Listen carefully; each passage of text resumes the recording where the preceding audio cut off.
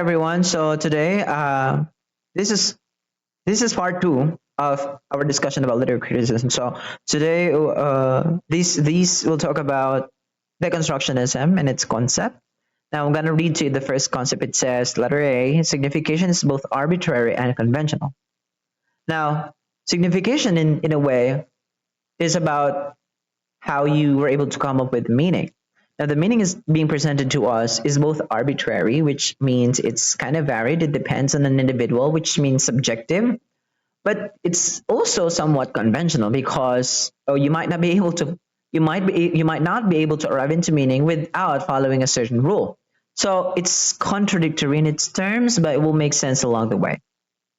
Now, there is like a parenthesis. It says transcendental signified, the external point of reference upon which one is built a concept or philosophy. So, um, anyway, deconstructionism really talks about, the meaning that is being presented to us. Somewhat is not fixed, okay, and that point of reference upon which one is built a concept or philosophy is unstable. This is what is being presented to us by deconstructionism.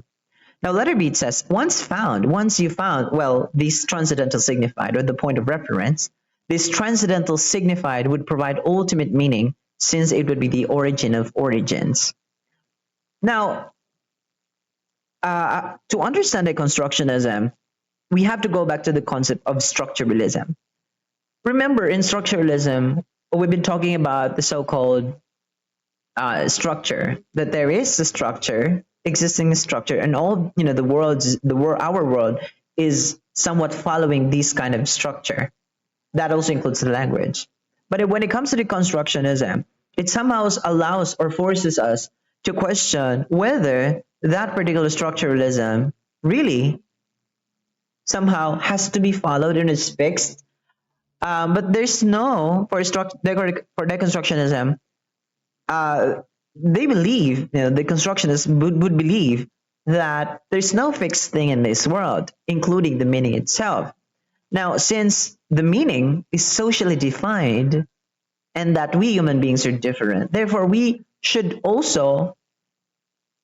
not rely to these particular meanings that were again socially defined or socially constructed, because the meaning is varied and somehow changes over time. So, and that but they also would like to seek this so-called origin of origins. Um, they also would like to somehow, in other words, they are trying to discover a certain idea that can stand alone, wherein it can exist without its binary opposite. Remember the binary opposite we've been talking about? So the binary opposites, for example, like man or woman, or dark versus light, or good versus evil. So there has to have a word that could stand alone and should serve as the origin of the origins. That means the source of an idea, of all these ideas in this world. Now, it's also a challenging one because there is really a term that somehow is the basis of everything. Even the word, well, say the creator has its opposite, the destroyer. The God has its opposite as well. The antagonist. So the terms that we've been using since time immemorial, should have its existing, opposite to make sense of it. Now, deconstructionism somehow questions, the fixed idea associated to a certain word, such as the word evil. They try to question the construction with question, the fixed idea associated to evil. Well, what makes evil evil, or say what makes good good. Now, the deconstructionist somehow doubts again and denies that particular fixed idea associated to good. Same thing with the fixed idea that is associated to evil. What makes evil evil is not because of an innate idea associated to it, or rather it became it turned out to be evil because it turned out to be evil because we human beings tend to put, like, negative things to it, and that also changes, as over time.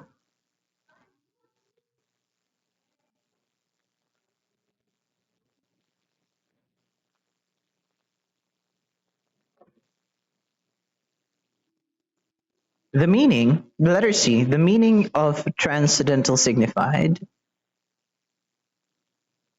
would originate directly with itself, not differentially or relationally, as does the meaning of all other signified or signifiers. Now, the meaning of transcendental signified, we're talking about a transcendental signified, wherein an idea, it talks about an idea that has an innate meaning in it, and somehow determines its meaning on its own without, say, differentially or relationally describing it to other words. Say, good, for example, cannot be explained or cannot somehow exist without the presence of bad. So, so good, and same thing with bad, is not a transcendental signifier because it cannot provide its ultimate meaning, its own meaning, and it has to be compared with its opposite, with its binary opposite. Same thing with man or woman, uh, wherein the existence of man is being given sense or is being defined because of the existence of a woman. And we know to the fact, these differences, we have to know these differences in order to make sense of it. Otherwise, we may address each other, as man or woman without, knowing its differences. Same thing with good and evil. So the presence of these goodness associated with the good things makes it different, or makes it different to the actions, or with the absence of good thing. So the absence of good thing definitely will make it evil. Okay. Now the transcendental signified functions as provides the center of meaning, allowing those who believe in one or more of them to structure their ideas of reality around such center of truth. Okay, so we have to understand, the deconstructionists somehow aims to identify the transcendental signified, a word that can stand alone, that cannot be differentiated with other terms around it. Okay, but it's kind of challenging because we don't seem to have that kind of transcendental signified. But we, for some reason, can find a lot of words that exists and can be defined with the presence of its opposite. Okay, the meaning is an ongoing activity, which means it changes over time. It's arbitrary, it's subjective. Sometimes the meaning depends on the person who's reading. If it's about literary text, say a poem, somehow an individual may provide a different interpretation based on his or her own reading. That is always in progress, always based on difference. The linguistic sign is defined by differences that distinguish it from other signs, not by any innate property. So the linguistic sign that we've been using earlier, that we've been discussing earlier, um, makes sense not because of its innate meaning, but because of its differences. Say in phonetics, we've talked about that earlier. The sound of the P and the sound of the B. There's no innate meaning in them, but it makes sense if you know its differences, these differences of P and B. Okay, so these are the symbols themselves. These symbols themselves doesn't even make sense unless you know the differences and you know how to use them. Now let's talk about the methodology of deconstructionism. Letter A, acknowledging the binary operations. Now, deconstructionism should begin with the identification of the binary operations. It's just like, again, applying the concept of structuralism, and then later on at the end of interpret at the end of your thought process, you have to reverse it by deconstructing it. But we'll talk about the concept of deconstructing a text later on. But for now, the first thing that you have to do is you have to acknowledge that there has been an existing binary opposite in that particular text. So they may be one, there may be two binary opposites, or a lot more. But you yourself, whenever you read a certain literary text, you have to understand and admit that there has to always have, a binary opposite. May, like, good is rewarded, evil is punished. So there has to be like the evil and the good binary opposites. The man versus the woman. That the man is so, like, say, authoritative, and the woman now becomes so passive. So the difference is the binary opposites has to be there: man versus woman, nature versus man, and so on and so forth. Imperfection, death versus immortality. So we have a lot of binary oppositions that that we can deduce from a single text. Now, once any of these hierarchies is recognized and acknowledged, we can readily reverse its elements through decentering. Okay. By decentering, we mean simply removing any associated meaning to a certain word that we know. Say good, a while ago I've talked about that, perhaps on the first video, that say in man versus woman theme, or conflict, I should say, man versus woman, we might be able to we might be forced to decenter the meaning associated to a man, or same thing with a woman, and somehow reverse it by associating the features of a man to a woman, and a man to a woman to a man. Or say the concept of good and evil by decentering the concept, by removing our associated meaning to evil and transferring it to good. And same exact thing with the good, the idea associated to good, now putting it to the concept of evil. Okay, so that's how we decenter. We somehow remove the idea associated to a certain word. Once it is reversed, examining the values and the beliefs that give rise to both the original hierarchy and newly created one is possible. A newly created idea is possible. So it's kind of difficult because it's kind of hard to detach ourselves from the structure, from the way the word was structured, from the language, from its meaning that has been, associated to these words. So it's kind of challenging, but it's definitely possible. Okay, by simply again getting rid of these associated idea that has pre-existed, prior to the time when it was written, prior to the time when the text was written. Now, this process involves, we call this erasure. When say erasure, removing, forgetting, like unlearning, things that you've learned. So erasing by assuming for the moment that each of the signifiers is clear and definitive. Okay, the signifier that we're talking about here are the symbols. Talk about the man. Say the dark, so the evil, the nature. So these are signifiers, and it has to represent something. Anyway, the realization that each value or belief is absent. So after erasing, the value, the belief associated to the term, saying it's absent, so therefore it's somehow meaningless. It doesn't make sense at all, because it has lost its meaning. Of any definitive meaning, it reveals how the meaning of terms arises from the differences between them. You understand? So we have to hold on. The first one, it says you have to acknowledge that there is a binary opposite, and then decenter by erasing, the assumed meaning associated to these terms. In other words, for example, the concept of evil. What makes evil evil? Because of the absence of goodness. So what if, that particular absence of goodness somehow is present in evil? Can you now consider that particular absence of goodness in evil as evil still? Can we fully say that that particular, character, perhaps who is an evil character, who does something good, can be considered as something evil still? So that's again somehow gives us an idea, that gives us a different perspective as to what evil is. Same thing with good, the absence of evil. Okay, so what if that particular good character does something bad or evil? can we still consider, you know, fully that that character is good, despite the fact that he's been doing something that is not good? Okay, so there. And then here comes the erasure.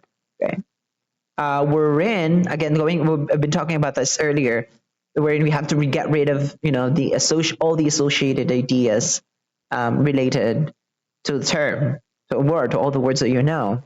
Okay, say a character, say Cinderella, for example. So Cinderella is a a good character. Meek is humble. He's humble. He's good character. Is also she is also beautiful.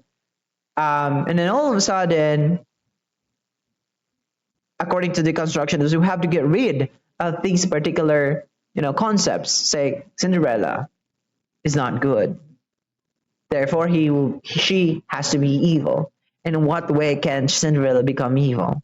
Okay, so there, that's how we do it. We somehow erase the things that are associated to these particular characters per se, or somehow reverse it, becoming Cinderella as the antagonist and the evil sisters or the stepsisters or mother as the protagonist. So we have the arch writing. Language is a special kind of writing which is determined by reversing the speech writing hierarchy. Well, I no longer tackle about that.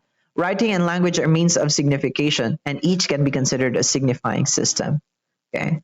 A language, the language that we're using undergoes this so-called signification system. Without it, we may not be able to make sense of a word. Okay. Now, the word, say dog or dog, uses letters, symbols, and symbols, I should say, comes with the letters and the sound and its meaning. So these are the compositions of a certain word. Okay. Now, the meaning associated to it. The meaning that is associated, the idea that is associated to it is the signify. So we have these two things that we have to understand. There is no, by the way, difference. Oh, let's move on to the next. Letter D, difference. The basic element of language, it says difference. We know phoneme or word because each is different from another. We know the phoneme or the sound itself because of its difference from the other. All the letters that we know, the consonants and the vowels, are different. There seems to be no vowels that are similar, although it may sound the same, but they have they have these differences, of course. There is no innate relationship between a signifier and a signified. The phoneme B can become the symbol for letter D. Okay, because of the absence of these innate relationship. The B itself doesn't have any innate meaning. It wasn't conceived with its own innate meaning. It doesn't come with it. We human beings somehow associated, took some time before we were able to come up with an associated meaning to letter B and use it in our words. But basically it wasn't conceived with its innate meaning by us. It is this free play of undecidability in a system of communication that Derrida calls for writing. This eludes the speaker's awareness when using the language, for the speaker assumes a position of supposed master of his or her speech. Now, the so-called free play or undecidability in a system of communication assumes or provides us an idea that there is no fixed meaning in a certain word. Okay, that we human beings can create our own language. That's why language is arbitrary and it again somehow changes over time. The word that we've been using, that human beings have been using thousands of years ago, may no longer be applicable nor understandable to us in the modern time, because again, the language changes over time. There's no fixed meaning. This very idea of that there's no meaning that is fixed in a certain word makes sense. Okay. Otherwise, the words, the language, the characters that were being used by our ancestors could still be understandable to us. But obviously it's no longer like that, because say the Latin, perhaps it's no longer being used by a lot of people nowadays. Few, perhaps those who are her into understanding Latin could understand it, but for us who no longer make use of it, somehow makes it or feels that it's no longer usable. Okay. The relationship between any binary hierarchy is always unstable. The relationship between any binary hierarchy is always unstable and problematic. Say the good and the evil. So it's problematic in a way that it's unstable. There's no fixed, again, going back, meaning associated to good and evil. It changes because we human beings tend to say, you know, follow what tend to create meaning or associate subjective meaning to it. Okay, this could also be the reason why we there are people who does good things and does evil things because they have their own interpretation as to what evil is or what good is. Say, for example, cannibals. People who are cannibals perhaps would think that they're doing the good thing, but for other people, for other people who are modern, would say that that's evil. Okay, so why is this so? The reason is because we have there's no fixed meaning associated to good or evil. It depends on the individual. Okay, now, by inverting these hierarchies or showing the fragile basis of the establishment of such hierarchies, we may be able to get insights into the language and life. Inverting, the main term here is inverting these hierarchies, deconstructing, in other words, by deconstructing it, by inverting it, by reversing it, we may be able to get insights into language and in life. In other words, it will, allow you to understand the world better. It will make you open-minded, right? Simply by not focusing on or following, whatever this society would like you to think. Because the things that we know right now, the things that we believed in, are socially constructed. There has to have a way for us to get, or you to get rid of it, for you to somehow be unique by thinking in a different way. And most of the time, in here in literature, we have to reverse it. We have to get rid of the rules. By simply reversing it, we're already getting rid of the rules. Say, a while ago I provided the example, Cinderella now becomes the evil character, and the stepmother, and the sisters now becomes the protagonist. Okay, and there are a lot of movies that you can, say Maleficent.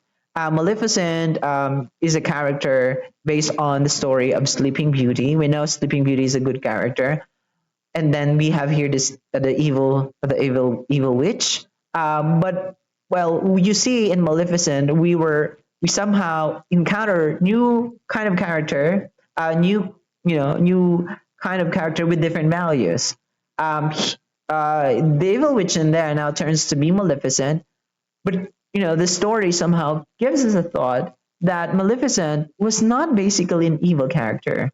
She's simply doing these things to fight for her loved ones, to fight for her family. Same exact thing with the kingdom, the kings and the king and the queen have been doing to fight for their monarchy. So they were both characters with same exact things that they've been doing to fight for their loved ones, their family, and so on. But what makes Maleficent evil is simply because the society, the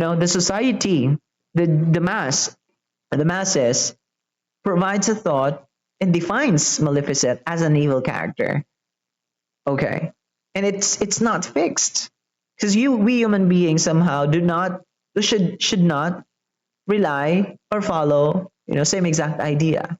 We see other characters evilness in them, but we also see goodness in them too. Now Maleficent in this case now becomes the protagonist, and somehow we feel pity um, to her because of the things that the experiences that she had when she was a kid. Okay, anyway, so there. So the insight that deconstructionism would like us to realize is that there is like a deeper, another way of interpreting a text, and again, it makes you open-minded, definitely. Okay.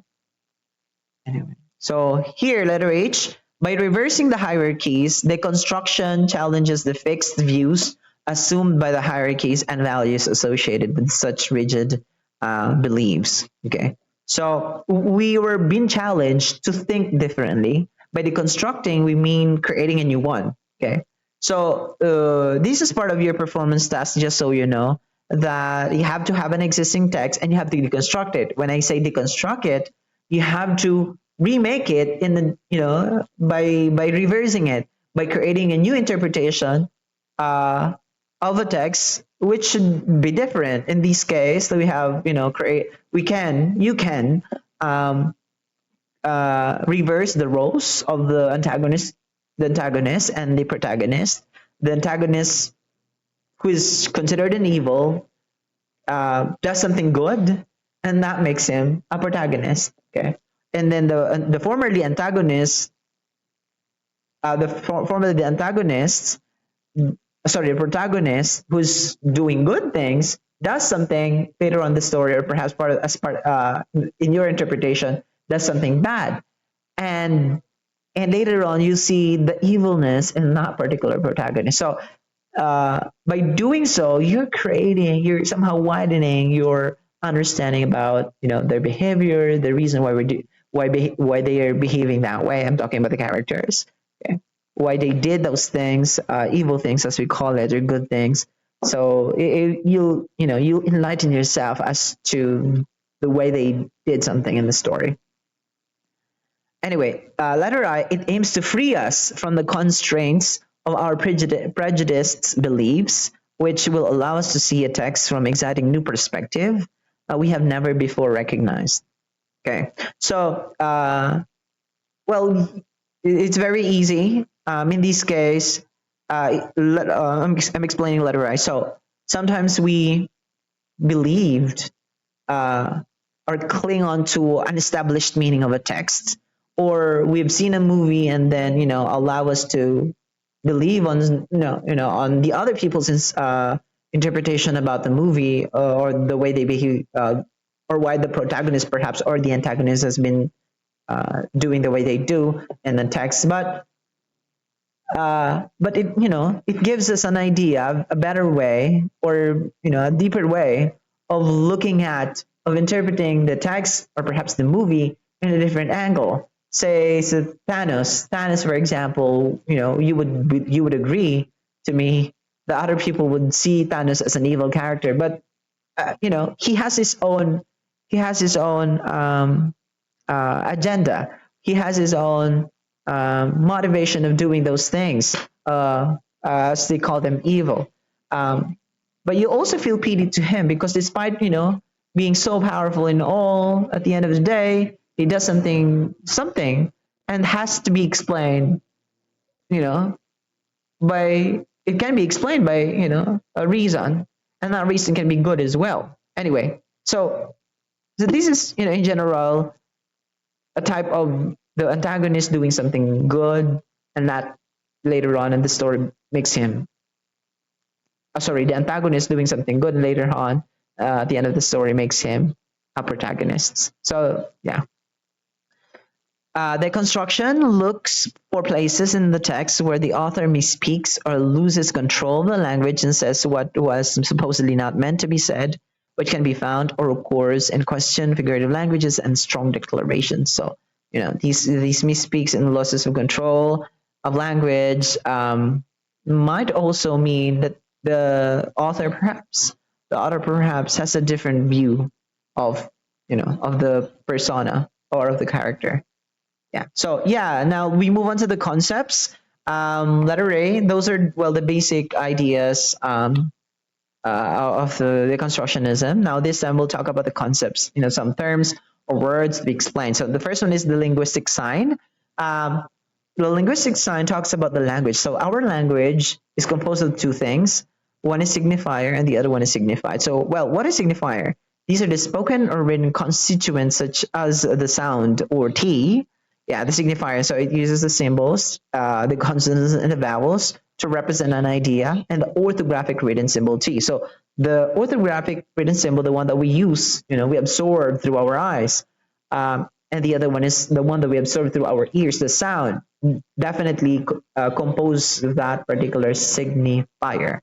Now, the meaning that is associated to these to these symbols and the sound is called the signified, the concept, the idea, the imagined idea, the one that we have in our brain or in our mind and our imagination. So, say dog, it is signifier.